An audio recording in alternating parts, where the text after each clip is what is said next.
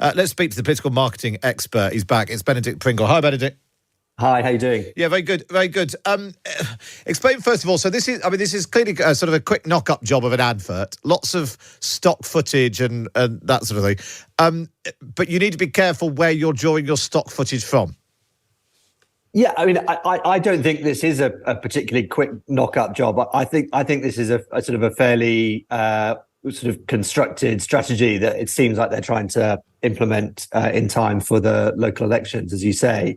And there is always in every election there is a sort of errors made by political parties where they include footage either from the wrong place or footage that they don't have the rights to use. And so I think those sort of process elements of things in some senses are mostly just minor misdemeanors that can be sort of brushed away.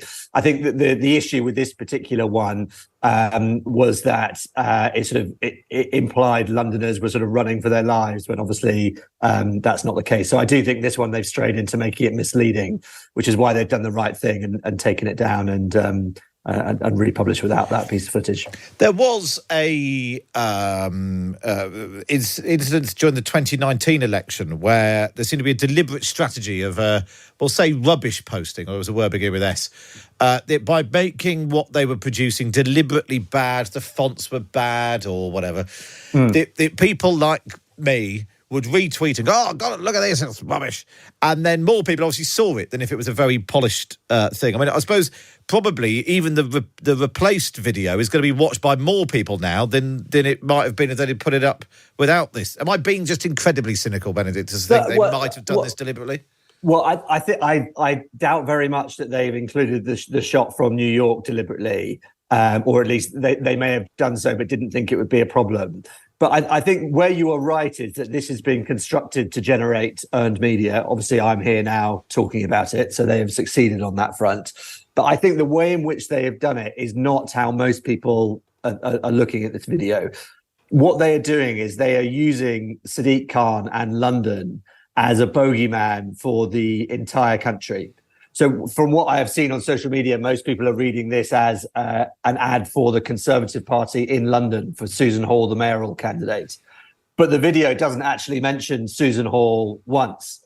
And I also note that Susan Hall hasn't shared this video on her social media profiles, nor have City Hall Conservatives, who are the London Assembly Conservative members. So this isn't a piece of London advertising. This is a piece of national advertising, and Sadiq Khan is relatively popular in London.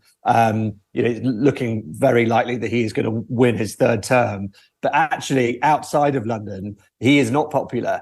In fact, Sadiq Khan has the highest unfavourable rating of any Labour politician in the UK, which is 56%. So he's above Diane Abbott, he's above Keir Starmer.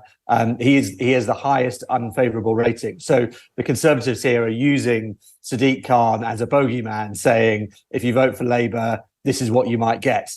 And I think that's interesting. And so whilst this ad would be laughable were it aimed at Londoners, because the claims are, there's some outright lies in there, and the overall insinuation just doesn't come across as credible. It doesn't stand up.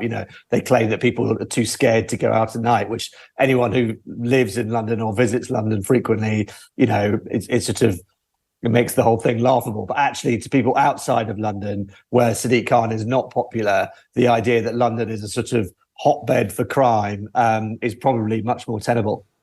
And just finally, what is the point of these videos? Like, it's a video that's been posted on Twitter. Normal people are not on Twitter.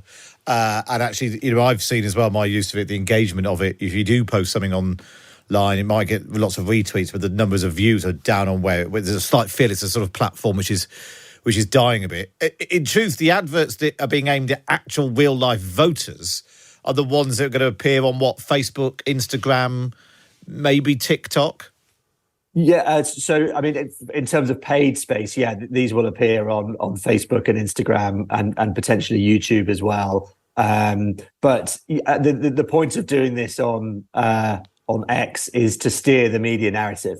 So the Conservatives want to try and make crime into a sort of a higher election issue. I haven't actually looked at the polling on this, but my guess would be that in a head-to-head on crime, Labour and Conservative are probably pretty similar, or it will be close. And so their strategy is probably that if they can make themselves seem more credible on crime than Labour, and they can make crime a bigger issue at the election, then they stand to benefit. It's really interesting that. Benedict, thanks very much for that. Benedict Pringle, political marketing expert, on what on earth the Conservatives were doing, posting an ad online which featured footage of people from Penn Station in New York. Benedict Pringle's website is politicaladvertising.co.uk.